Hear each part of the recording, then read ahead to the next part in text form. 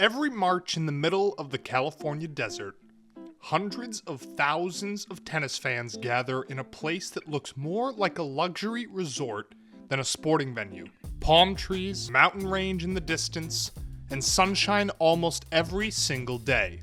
A world-class tennis happening on courts that feel just a little bit bigger, louder, and more important than the rest of the tour. This is Indian Wells. But the real-life story of Indian Wells is way more interesting than just being a big tournament.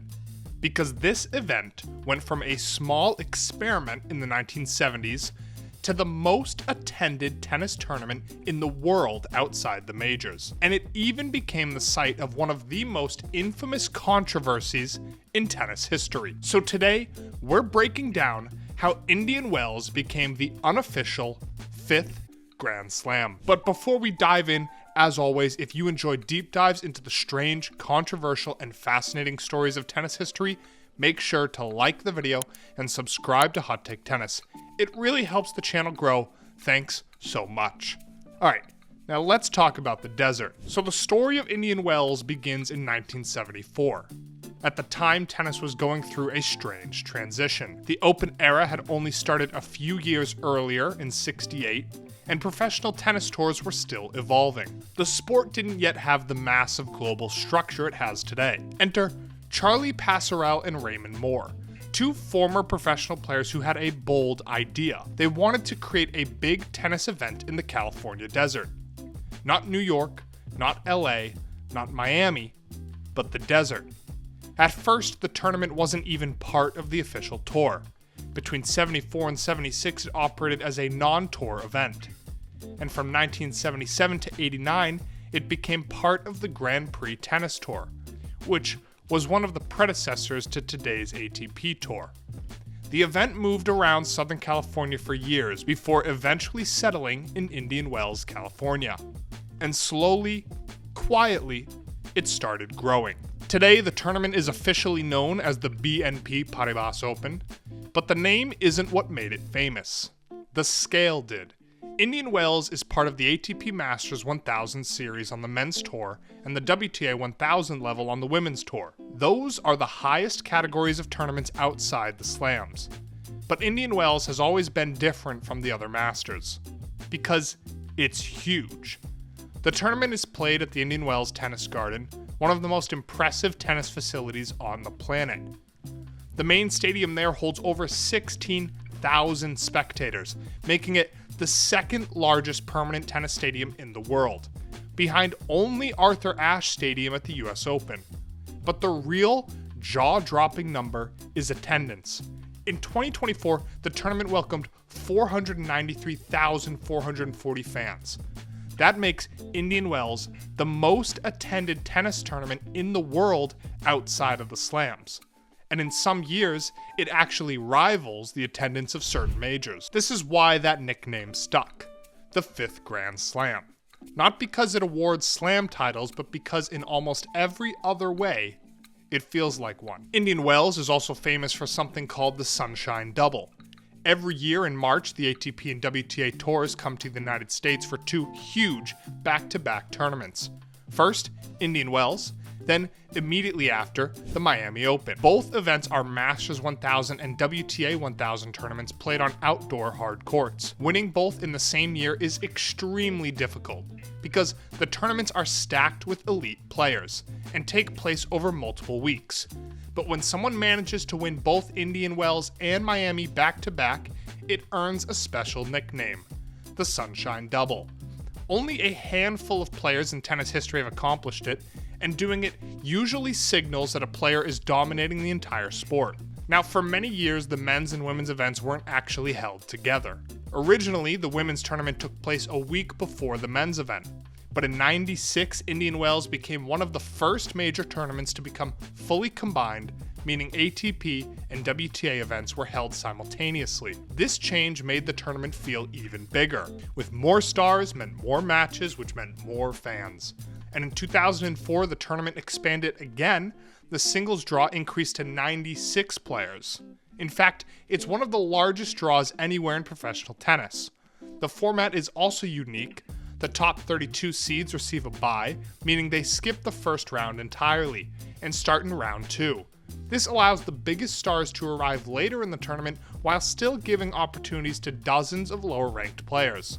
The result is a massive event that lasts almost 2 full weeks. At that point, Indian Wells wasn't just a tournament anymore, it became an institution. Then something happened in 2009 that completely changed the trajectory of the tournament. The entire event at the Indian Wells tennis garden itself was purchased by Larry Ellison.